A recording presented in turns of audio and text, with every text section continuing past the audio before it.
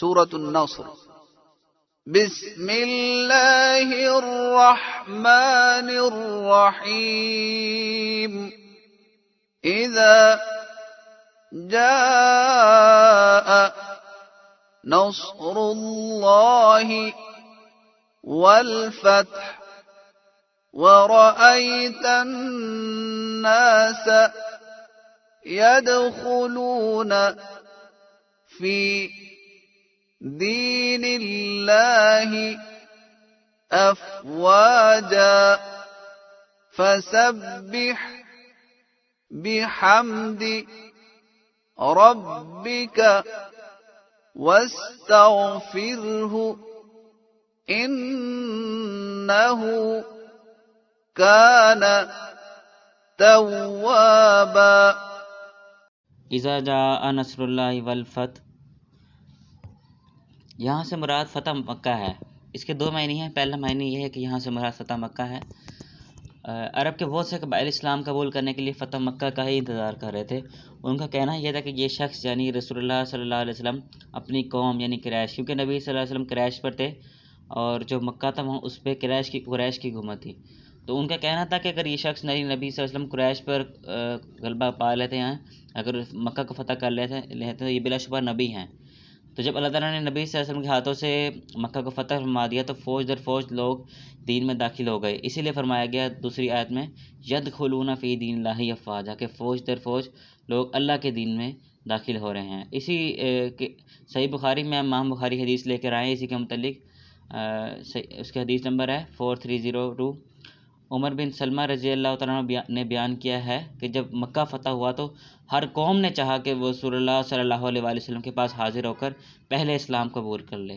وہ تمام قبائل اپنے مسلمان ہونے کے لیے فتح مکہ کا انتظار کر رہے تھے اور اس کی قوم کو چھوڑ دو، اور وہ کہتے تھے کہ اس کی قوم کو چھوڑ دو اور اگر ان پر غالب آ گیا تو بلا شبہ وہ نبی ہے. اس کے بعد دوسرا قول جو ہے وہ ابن عباس رضی اللہ تعالیٰ عنہ کا ہے اور دیگر لوگوں کا ہے. ایک روایت آتی ہے صحیح بخاری میں ہی 4970 کہ ایک دفعہ حضرت عمر رضی اللہ تعالیٰ عنہ نے شیوخ بدر کی موجودگی میں مجھے بلوایا. یہ عبداللہ بن عباس بیان کر رہے ہیں اور انہوں نے حاضرین سے پوچھا جو اس وقت لوگ بیٹھے تھے کہ اللہ کے فرمان اذا جاء نصر اللہ والفتح کے متعلق تم کیا کہتے ہو؟ تو ان میں سے بعض نے کہا کہ اس میں ہمیں حکم ہوا کہ جب ہم فتح و نصرت حاصل ہو تو اللہ کی حمد اور یعنی کہ اس کی تعریف اور استغفار کریں، اس سے اپنے گناہوں کی معافی مانگیں، اور بعض خاموش رہے. عمر رضی اللہ تعالیٰ عنہ نے کہا کہ ابن عباس یعنی عبداللہ بن عباس سے کہا تم بھی یہی کہتے ہو؟ ان کہ تمہارا بھی یہی معنی ہے جس طرح ان لوگوں نے اس آیت کو سمجھا تم نے بھی اسی طرح سمجھا ہے. اور عبداللہ بن عباس رضی اللہ تعالیٰ عنہ بیان کرتے کہ میں نے کہا نہیں. فرمایا تم کیا کہتے ہو؟ وہ فرماتے کہ میں نے کہا اس سے مراد رسول اللہ صلی اللہ علیہ وسلم کی موت کا وقت ہے، اللہ تعالیٰ نے آپ کو اس کی اطلاع دی ہے. فرمایا اذا جاء نصر اللہ والفتح، جب اللہ کی نصرت اور فتح آ گئی. یہ فتح و نصرت آپ صلی اللہ علیہ وسلم کی موت کی علامت ہے، یعنی جب آپ اپنے رب کی حمد کے ساتھ تسبیح کیجیے اور استغفار کیجیے، یقیناً وہ تواب ہے. عمر رضی اللہ تعالیٰ عنہ نے فرمایا کہ جو کچھ تم کہہ رہے ہو اس صورت کے متعلق مجھے بھی یہی معلوم ہے. کیونکہ اس کے یعنی کہ تین معنی ہو گئے. ایک شیوخ بدر کا جو وہاں لوگ بیٹھے تھے، ایک عبداللہ بن عباس اور حضرت عمر والا معنی، اور ایک جو اوپر معنی گزرا فتح مکہ کا.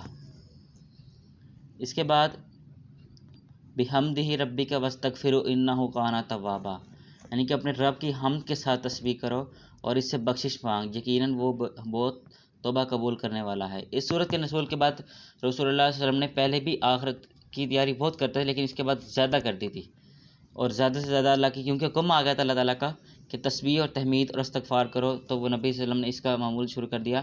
چنانچہ ایک حدیث آتی ہے صحیح بخاری میں ہی 4967. ام المومنین عائشہ رضی اللہ عنہ فرماتی ہیں کہ اذا جاء نصر اللہ والفتح ہونے کے بعد رسول اللہ صلی اللہ علیہ وسلم نے کوئی نماز نہ پڑھی جس میں یہ نہ پڑھا ہو سبحانک ربنا وبحمدک اللہم اغفر لی. تو آپ یہ جو دعا ہے سبحانک ربنا وبحمدک اللہم اغفر لی، اس کو اپنے رکوع میں بھی پڑھ سکتے ہیں اور سجود میں بھی پڑھ سکتے ہیں. اس کا معنی ہے تو ہر عیب سے پاک ہے اے ہمارے پروردگار، ہم تیری تعریف اور پاکی بیان کرتے ہیں، اے اللہ ہمیں بخش دے. اس کے بعد رسول اللہ صلی اللہ علیہ وآلہ وسلم نے فرمایا، ایک اور حدیث آتی ہے اس میں ایک نبی صلی اللہ علیہ وسلم کہ ان کے کوئی مجلس میں بیٹھا ہو اور اس میں شور و غل زیادہ کر بیٹھے، پھر اس مجلس سے اٹھنے سے پہلے یہ پڑھ لے تو اس کی مجلس میں جو کچھ ہوا معاف کر لے گا۔ اسے مجلس خارج کرنے کی دعا بھی کہتے ہیں عام زبان میں، اور وہ دعا یہ ہے سبحانک اللہم و بحمدک اشہد ان لا الہ الا انت استغفرک و اتوب الیک۔ یہ جامع ترمذی میں حدیث آتی ہے 34 اور 33۔ تو یہ آپ کو چاہیے کہ اس دعا کو یاد کر لیں اور اس کو اپنی مجلس میں پڑھیں۔ جزاکم اللہ خیر۔